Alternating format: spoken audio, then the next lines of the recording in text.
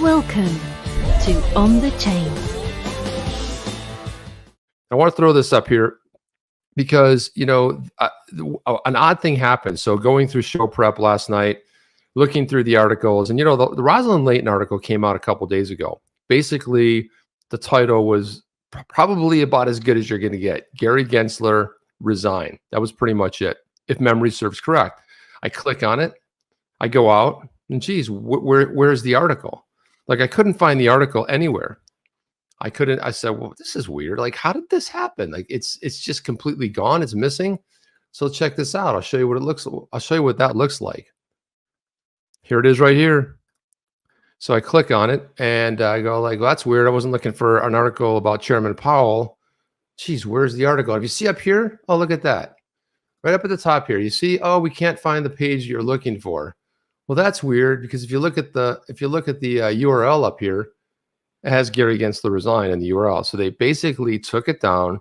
They censored it.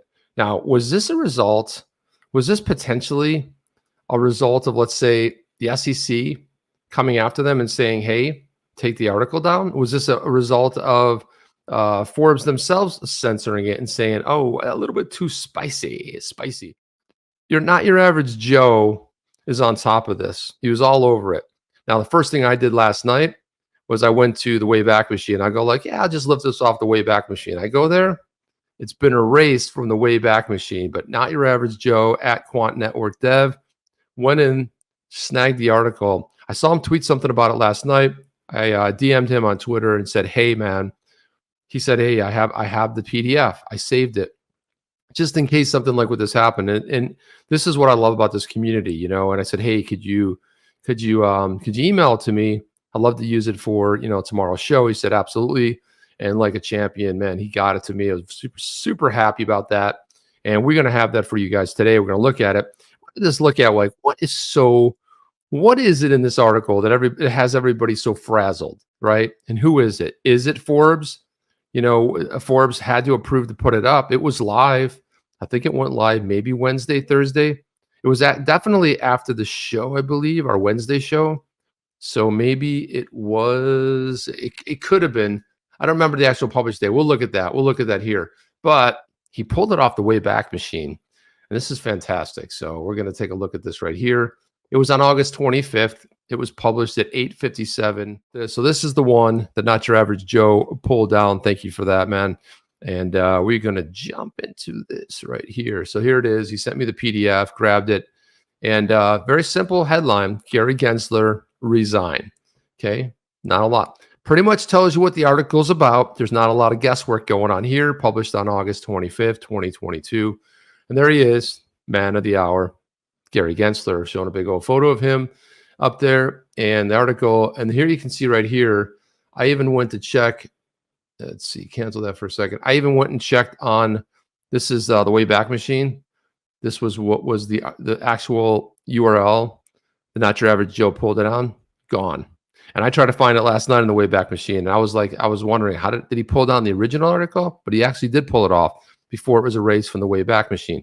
Now, usually when this happens, this level of censorship, there's a little bit more going on because you just don't erase stuff from the Wayback Machine. There's got to be something else going on. And I'm not, right now it's just guesswork. I don't know for sure. But generally, I don't believe Forbes would have said, hey, back to the Wayback Machine, you guys got to scrub this from your database. So it's a fantastic article. And again, Roslyn Layton, one of our favorites here down the chain. She goes on to say the recession and the specter of a long, painful recovery have plunged U.S. financial markets, securities, and exchange commission chairman Gary Gensler could do something about it. But he seems not to pay attention, let alone care. So far, anybody have any issues with this? Seems kind of spot on, doesn't it? Instead, he doubles down on distortions, which twerk the market in the first place, opaque, inconsistent, and arbitrary practices. See, this is what I love about Roslyn Layton. Those three things right there succinctly just about sum up Gary Gensler and the SEC. Opaque, anything but transparent, inconsistent, all over the board. Let's go after Ripple, but let's just let other things that obviously were pseudo ICO, such as an Ethereum, That's cool. Let them slide. And then come out and say something to the effect of, well, Bitcoin, I mean, let's face it, Bitcoin, it's not a security. Well, interesting. Why? Because we don't know. We can't actually track down that person to drag him into a hearing or drag him in to see the SEC, right? Is that maybe what's going on there? And finally, these arbitrary policies. Yeah, arbitrary is absolutely pretty much nails it. So the next part of this article talks about the policy to serve SEC insiders, not the rule of law. So Gensler's SEC demands complex, bewildering disclosures on how financial assets affect the weather. And again, this came out in a hearing last year where they wanted to start talking about. This is the one where we had Senator Kennedy in there talking about who's your daddy. He asked Gary Gensler point blank, "Hey, are you their daddy?" And he's like, "No, I'm not. I'm not their daddy." Then why are you telling? Then why are you laying down these kind of things? Why are you acting like somebody's daddy? So he pretty much nailed him. And of course, Gensler was a mumble mouth. He didn't know what to say there. And it continues to say, develops discriminatory rules without procedure and input, applies regulation, not by rule of law, but by caprice. He rejects constitutional checks and balances, bristling at congressional oversight, which dares to question new SEC environmental, social, and governance, better known as ESG. And, the more I start reading into ESG, it seems like a shakedown. You want this compliance in place. All these companies are scrambling. But if you look at some of the top offenders in this category, they're ESG certified. Let's keep it at that. Let's not go into details here. Let's just keep it very broad right there. And some of the biggest offenders, and this is kind of true of almost everything. The people who are screaming the loudest about something usually are the biggest offenders with that something, right? And so he weaponizes the SEC's war on crypto by claiming that every digital asset, it's probably a security. The SEC has not developed forthright policy on cryptocurrency. Congress has not instructed it to do so, and commissioners have never voted on position. But Gensler nonetheless urges startups to come in and talk to us. Come on in. Go ahead, talk to us. Get registered. The agency's Freedom of Information Act, the FOIA office, flippantly rejects investors' good faith requests for clarity and information. And this is something we've seen too. Now, I take a little bit of kind of disagree a little bit with this because the SEC will, it's not really their job. And she kind of alludes to it here that the SEC has not developed any forthright policy on crypto because Congress has not instructed it to do so. And, we just saw a recent ruling, come down from the Supreme Court of the U.S. here, where you had Virginia going after a regulatory body and saying that you cannot really dictate to say like, hey, good luck. You guys go off and kind of create the rules. And that was what was struck down. Virginia fought back. I think it was Virginia. And, you had a state here fighting back. And, the ruling came down and said, hey, no, this only Congress can make legislation. You can't instruct somebody to take the ball and run with it. But the overall point here is well taken. The bottom line is that they're not even putting anything forth. And, a lot of people were criticizing Hester Peirce. And the reason they were criticizing her was like, well, nobody's ever adopted the safe harbor. No one's actually said like, hey, let's do something with that. Well, again, for her to put something forward and say, look, let's do this. Here's a framework. Now, the SEC potentially could have said like, followed it to the point of like, okay, great. We'll just keep an eye on the people. You got started. It's a framework. And if you're not decentralized, let's say 3 years, fair enough, fair enough. But no, they just didn't do that at all. And some of the bills that were picked up do include some of that idea and framework actually in there. So Roslyn goes on to say that he weaponizes, this is Gary Gensler, the SEC's war on crypto. Oh, we already talked about that. See, here he goes. So Gensler thumbs his nose at Congress and the judiciary alike. SEC lawyers refuse to comply with the court orders and produce evidence on SEC leaders' views, which are material to the SEC v. Ripple Labs, a $1.3 billion lawsuit against an enterprise blockchain company located in San Francisco, U.S., over here in California. Magistrate Judge Sarah Nepern repeatedly ordered documents from the SEC William Hinman's now infamous 2018 speech on crypto. Her July opinion and order blasted the agency for hypocrisy and behavior which suggests that the SEC is adopting its litigation positions to further its desired goal and not out of faithful allegiance to the law. Now, let's just talk about this for a little bit. I know I'm going to make this a little bigger here. Let's talk about this right here because this is, whoa, let's put it on the side there. There we go. This right here is absolutely incredible because, you know, when Judge Netburn hammered, not just multiple times, that she has said, produce, produce, produce. But this line right here is pretty much phenomenal. Yeah, she suggested the SEC is adopting its litigation positions to further its goal, not its faithful allegiance to the actual law. This is incredible. This is and spot on, by the way. So yeah, they're more interested in suing a company and getting their desired effect of winning versus the allegiance to the law, which says, hey, you know, it's murky. There's not a lot of clarity around this, but yeah, okay, soldier on. Goes on to say over here, welcome to the party, pal. Of course, pal's not in there, but that's from Bruce Willis and Die Hard. Yeah, welcome. You ever seen that meme out there too? Welcome to the party, pal. So welcome to the party. SEC's pattern of regulation by enforcement has obliterated the hope of U.S. leadership in financial innovation in cryptocurrency and opportunities for new investors.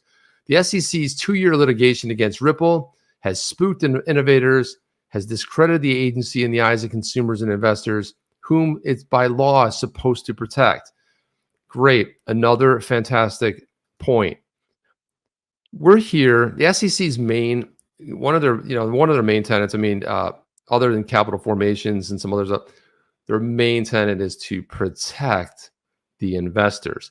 And it looks like they're doing everything but protect the investors, protect Wall Street, protect all these other outside forces, but not actually you. No, we're not going to do that. That's a little bit too much. We're not going to get into that.